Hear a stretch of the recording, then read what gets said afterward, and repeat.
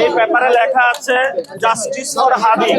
আমাদের ভাইকে খুন করা হয়েছে, সরকার এসেছে, এ পর্যন্ত আমরা বিচার পাইলাম না। এটা আমাদের খুবই দুঃখজনক ঘটনা।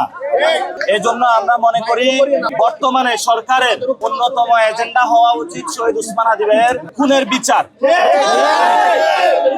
এটা আমাদের খুবই তরুণ সমাজের পক্ষ থেকে স্পষ্ট বার্তা সরকারের কাছে। দ্বিতীয়ত বিষয় যেটা, আপনারা জানেন সংস্কার পরিষদের যে সভা, এটা হয় নাই।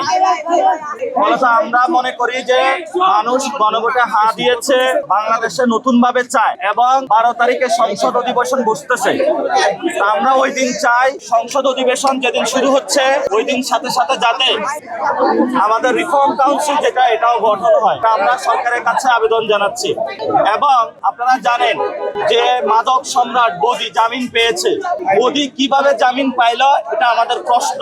এজন্য সরকারের কাছে আবেদন জানাবো যে আপনারা সমঝোতার নামে গণ অভ্যুত্থানকে আপনারা ব্যাহত করবেন না এবং গণ অভ্যুত্থানের সাথে আপনারা গাদ্দারি করবেন না। আরেকটি বিষয় হলো যে বাংলাদেশে সন্ত্রাস, চাঁদাবাজি, দুর্নীতি বন্ধ হচ্ছে না।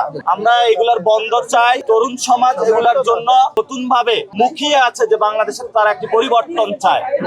এবং সাথে সাথে আমরা আজকে উইলসের এখানে নামাজ পড়েছি, ওনাদের কাছে আমি একটা বার্তা দিয়েছি। বিভিন্ন স্কুলে, ব্যাংকে, কলেজে তারা কমিটিতে হলে লোক বসানোর চেষ্টা করতেছে। আমরা সরকারকে অনুরোধ জানাব, দলীয় লোক বসাবেন না, তাহলে তারা ভিন্ন জায়গায় আন্দোলনের মুখে পড়বে।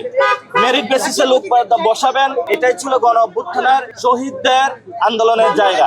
এবং আরেকটা বিষয়, যে শেখ হাসিনা তাকে ফিরিয়ে এনে দ্রুত ফাঁসির রায় বাস্তবায়ন করতে হবে।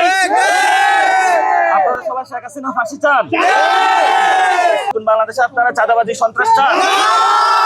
আমরা নতুন বাংলাদেশ গঠন করতে চাই। এই বার্তাগুলো আমরা পুরো বাংলাদেশের মানুষকে ছড়িয়ে দিতে চাই।